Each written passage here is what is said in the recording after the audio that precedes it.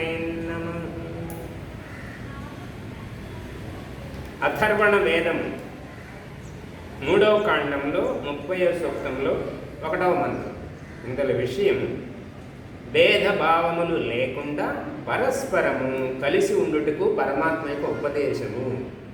సమస్త మానవ జాతి ఒక ఊరు, ఒక గ్రామం, ఒక స్టేటు, రాష్ట్రం కాకుండా సమస్త మానవాడు, ప్రపంచంలో మానవాడు అందరూ కూడా మనం మానవులమే, మానవ ధర్మాన్ని పాటించాలని, కలిసి ఉండాలని చెప్తున్నారు ఈ మంత్రం.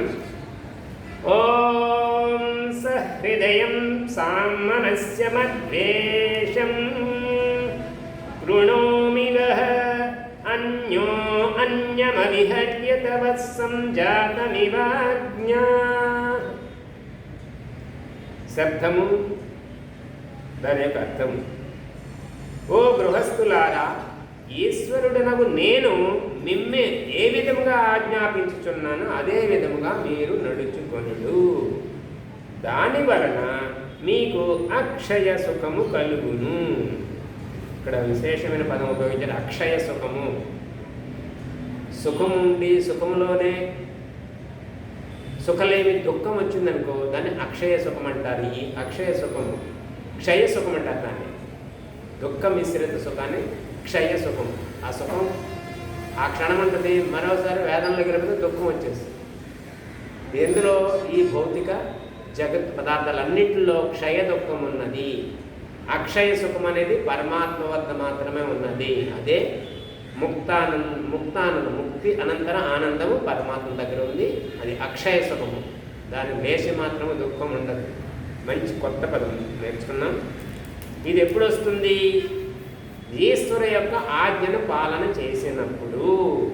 ఈశ్వర ఆజ్ఞ పాలన మనకు ఎలా తెలుస్తుంది? ఈశ్వరుడు యొక్క వాణి, వేదం అధ్యయనం చేసి దాన్ని చదివినప్పుడు అందులో ఈశ్వరుడు ఏం ఉపదేశం చేస్తున్నాడు మానవులకి, అది ఈశ్వరాజ్ఞ పాలన. దాని వలన మనం ఏం చేసుకుంటామో ఆయన అందులో ఏం చెప్పారో దానికి అనుకూలంగా జీవితం నడుచుకొని చిత్తము పవిత్రమై ఉత్తమ కర్మలు చేస్తూ ఉత్తమ ఆనంద ప్రాప్తిని పొందుతాం అని పరమాత్మ స్వయంగా నేను ఆజ్ఞాపిస్తానని చెప్తున్నాడు. ఇందులో చూడండి ఎంత గొప్ప. వహ మీరు సహృదయం మీ సుఖము కొరకు ఏ విధముగా ప్రయత్నించెదరో, దుఃఖమును కోరరో ఆ విధముగా తల్లిదండ్రులు, సంతానము, భార్యాభర్తలు, బంధుమిత్రులు, ఇరుగు పొరుగు వారు, సేవకులు, ఇతరులందరూ కూడా సమాన హృదయులుగా ఉండు. సహృదయం. సహృదయం అంటే ఒకే హృదయం ఉండాలి. నాకు దుఃఖం కలిగితే మీకు కలిగినట్టే భావించాలి, మీకు దుఃఖం కలిగితే నాకు కలిగినట్టే భావించాలి. ఎందుకంటే ప్రాణం అన్నది అందరికీ సమానమే కాబట్టి సుఖ దుఃఖాలు సమానమే. కాబట్టి నేను ఎవరికి హాని కలిగించను, నా హృదయంతో నీ హృదయాన్ని గమనిస్తాను అని కలిగి ఉండాలని పరమాత్మ చెప్తున్నాడు. వీళ్ళందరూ కూడా దుఃఖాన్ని కోరుకుని అందరికీ సుఖం కలగాలనుకో సర్వే భవంతు సుఖినః మనం చెప్పుకుంటున్న యజ్ఞానం అలాగ ఉండాలి.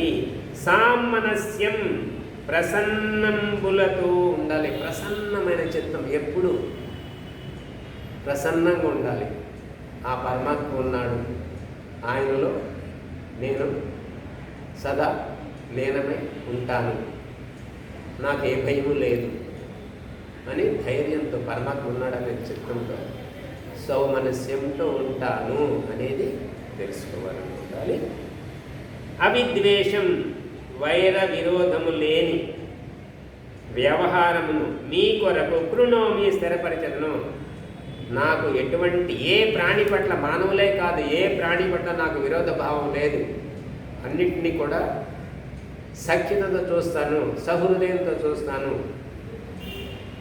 హింసను చెయ్యను. నా భుక్తి కోసం, ఆహారం కోసం ఇతర జీవులను చంపి అలాంటి విరోధ భావం తెచ్చుకొని నేను జీవించను. అది క్రూర జీవితం, రాక్షస జీవితం. కాబట్టి ఉత్తమైన శాకాహారం తినాలి, జీవులను చంపి తినకూడదు. ఆ రకంగా ఏ జీవి పట్ల నేను ద్వేషభావంతో ఉండను.